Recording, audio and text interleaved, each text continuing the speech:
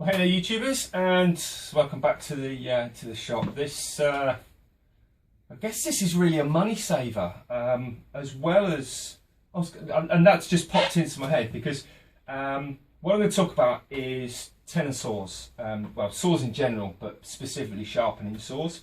And I'm going to run through sharpening my gorgeous little Dovetail Tenon saw. And I love this. I use this a lot. It's really kind of my go-to saw, I guess, for small things, just because it's handy. But it is getting a little bit blunt now, because I say I do use it fairly regularly, and I haven't sharpened this probably for, I don't know, but I definitely haven't sharpened it since I've been putting videos out, so that's at least 12 months. I'm also going to put a post on my website as well, and I've really enjoyed sharpening. I'm very good at sharpening, so much as it takes me quite a while.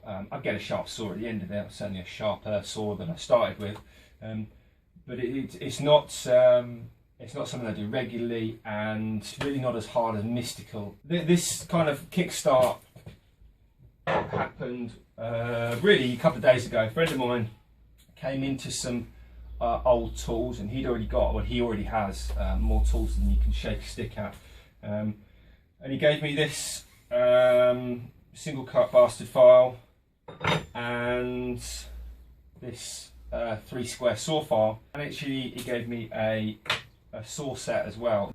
So what I'm going to do is sharpen my gorgeous little saw, and I've just made up a new saw clamp, and then maybe one day I'll get around to I've got 3 big panel saws that'll need sharpening as well. So now I've got some decent files. So I was using this little 3 square, but it's starting to get a little bit worn now. What I'm going to do is sharpen this bad boy up. So I'll move the camera around so it's a little bit more visible, and crack on and do this. So bear with. Okay, so I've got my little dovetail saw here, and just a piece of inch batten with a saw kerf down it. Fit that on there. I'm just going to stick this in the vise. Okay, I've got a mark on here, and I'm just going to mark 1 inch on the back, and then 2 inches on the back, and that'll tell me how far down. So what I'm going to do is I'm going to make this a progressively more aggressive cut for the first 2 inches, and then after that it'll be the same. So with my tri-square file, I'm going to start off flat so that my teeth pattern is equilateral, and then after this first inch I'm going to tip it slightly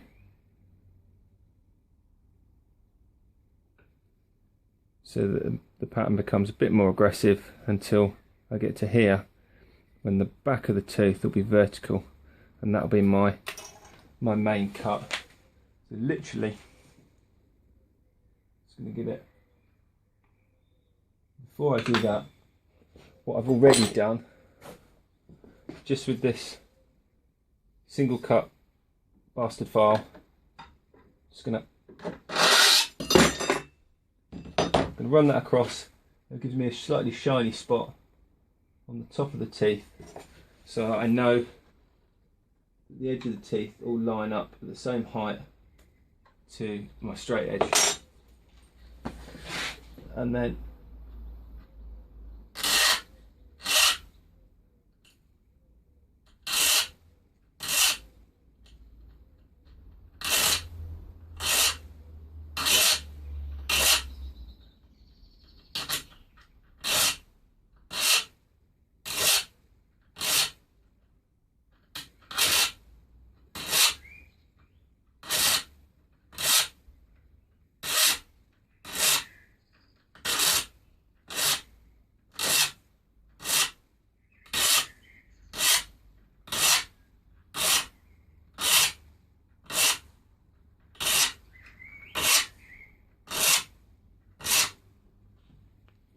So up to that point, what I'm doing is I'm just keeping the file square to the blade, flat along the top, no angle, So it's level on the top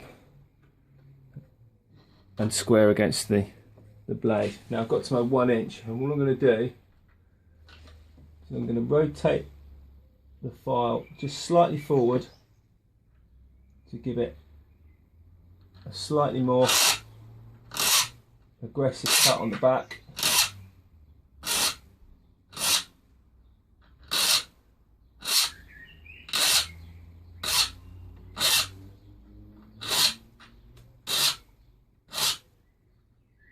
So this top is now angled down slightly.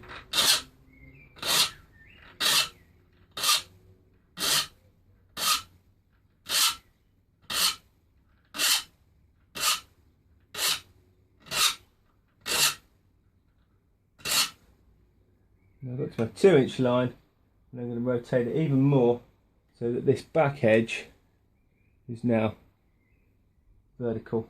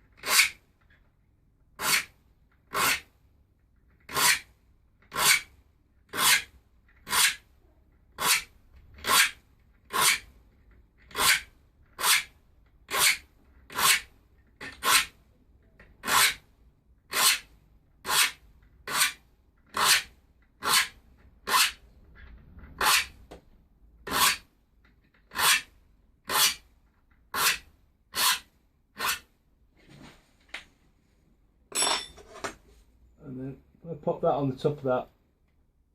They're still all nicely. Got one just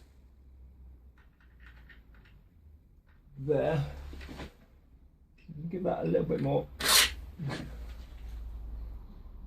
It's that slightly bigger tooth. You can already feel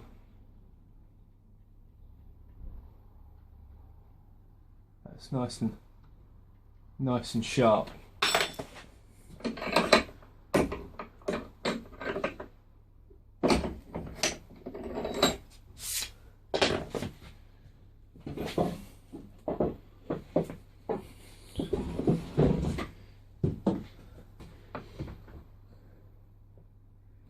Now,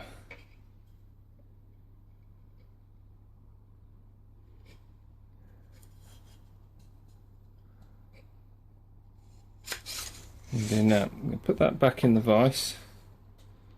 nice and high. I'm going to take my saw set, which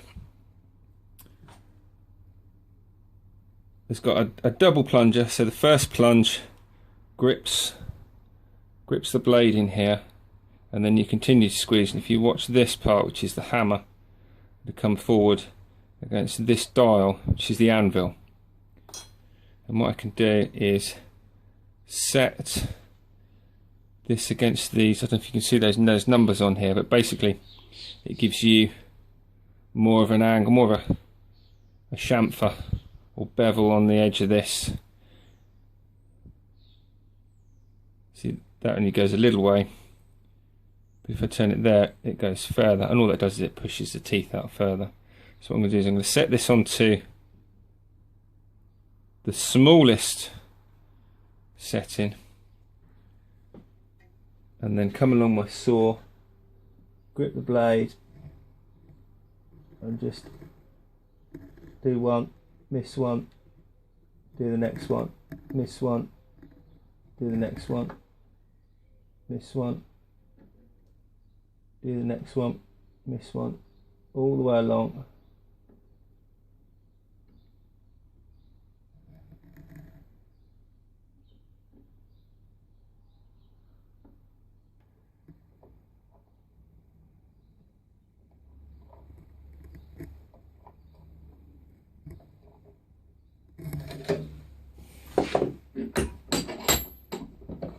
That. Turn the saw round.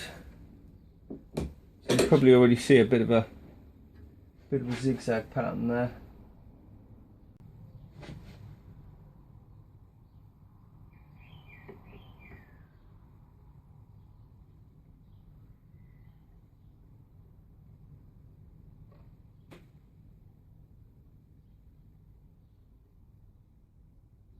Okay.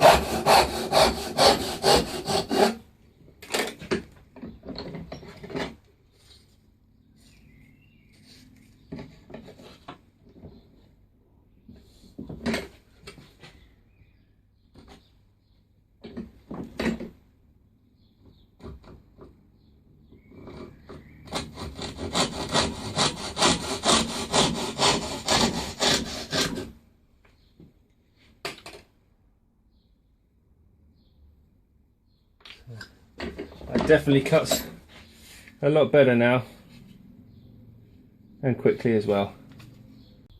Well, I hope you got something out of the video. I don't pretend to be an expert saw sharpener, and I'm no saw doctor, but I think it's one of those things that unless you actually do it and give it a go, you're never going to learn. And I say, I mean, I picked these up a long time ago. They didn't really cost less than to buy one, and I don't think it's going to cost any more to give it a go.